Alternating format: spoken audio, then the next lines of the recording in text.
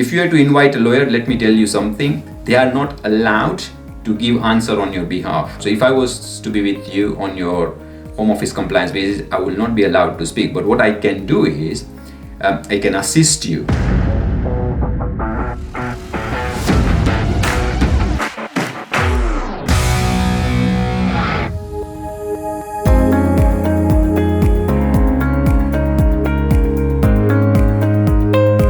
I was invited recently to join a compliance officer's visit for sponsor license. So if you are watching this video, then you might be aware Home Office may visit your premises announced or unannounced for compliance visit. So I was very fortunate. I've been doing this sponsor license compliance visit and audit and helping clients with their home office visit for many years now, 13 plus years experience. So recently, in just last 1 week, 2 weeks, I had 3 clients to help with their home office visit, and this is my experience I want to share on this video.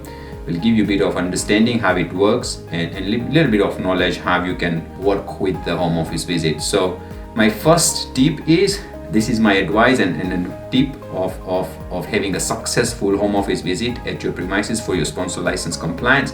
Number 1 tip is to stay calm. Just stay calm and composed. It's very simple advice, and you might say, hang on a second, you are a lawyer, but are you asking me to stay calm? Yes, absolutely. I'm asking you to stay calm and composed. And then the reason I say that, the majority of clients, they get paranoia or they get a bit frightened and they get stressed a lot as well. So this is my first advice. Please stay calm and composed, because when you are not calm and composed and when you are too stressed, what might happen is you might give a reply to the question which might not be appropriate. So remaining calm and composed is very important, and just listen to the question and just reply factually in simpler terms, and you'll be fine. That's my tip number 1. I know you were not expecting this, but let me tell you one more time. Just stay calm and composed. If you cannot, if you are very anxious about it, you may want to invite a lawyer, likewise myself or one of my team member or any other lawyer who can come, who is very experienced and be, just help you through the compliance visit. So if you are to invite a lawyer, let me tell you something. They are not allowed to give answer on your behalf. They are not allowed. So if I was to be with you on your home office compliance basis, I will not be allowed to speak. But what I can do is I can assist you. So as a lawyer, we know what is the information they're looking for when they ask specific question, and so we can ask you a follow-up question, and if you answer to this follow-up question throughout the interview, we would have a much more better outcome of that interview, if that was to make sense.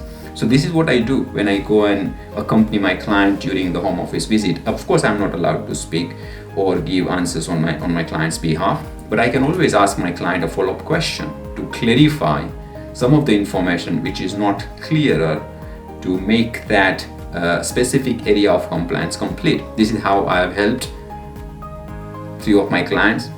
And this is what I do. Number 2 is keep your answers short, concise, and precise. Why do I say that? Because if you are anxious and if you start talking and giving a lot of information which might not be relevant, first thing first, it creates the complexity around the compliance visit. Why? Because the compliance officer, what they do, even in today's date, they ask you a question and they make a note of it.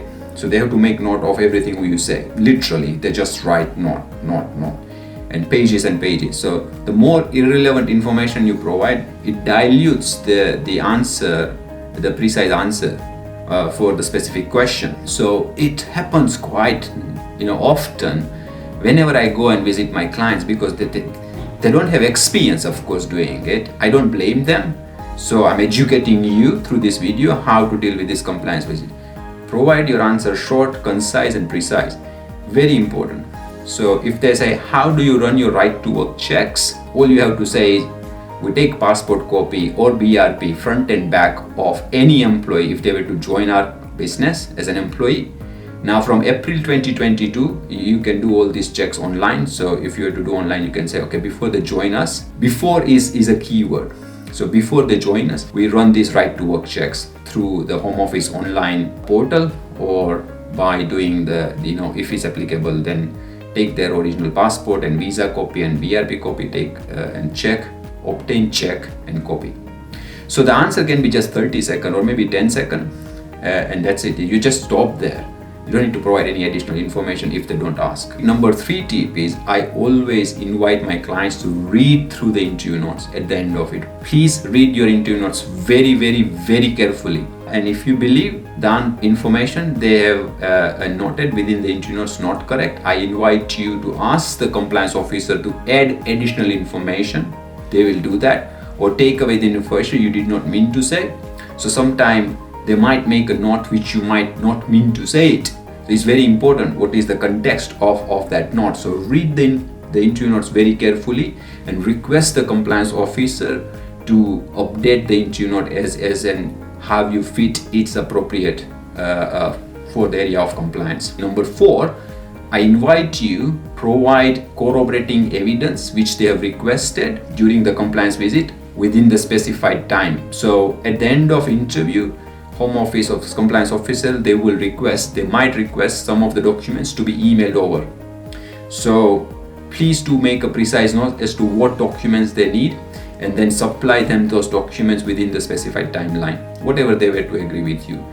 And please do not overestimate your productivity. So if you think you might need a day, there is no harm of asking for 2 days of time, because you are running your business or you are running your job role as an HR, and life happens. It's always better to have extra 1 day. So if you request, most of the compliance officer will give you that extra day for you to prepare and reply. Number 5, please take a copy of your interview notes. You can request that legally. That's your right. So if you say, can I have a copy of my interview notes, they will always give it to you. Either you can take a digital copy. Nowadays on most of the smartphone, you can scan the document, entire interview notes, or if you have a printer handy, you just print the copy of interview notes and keep it with yourself. Why do I say that? It's always you can reflect back what was recorded on the interview notes. It's an evidence, very, very powerful and extremely useful evidence if something was to go wrong, God forbid. Or else you can just give that interview notes to a lawyer, likewise myself, to review, to try and find out if there were any gaps within your compliance while the compliance officer was there at your premises. So these are my 5 tips. I hope it was useful.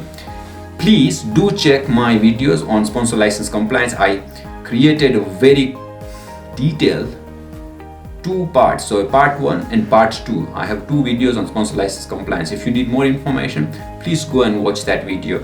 I hope that will be helpful for you to create a very strong sponsor license compliance system for your business. I wish you all the best. If you like my content, you know what to do.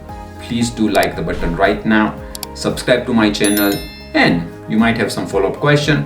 Why don't you put it in the comment section now? Just one question. Say, hey Yash, can you please cover this section for me? I'll try my best to do it in the next video. Promise. Thank you so much. All the very best.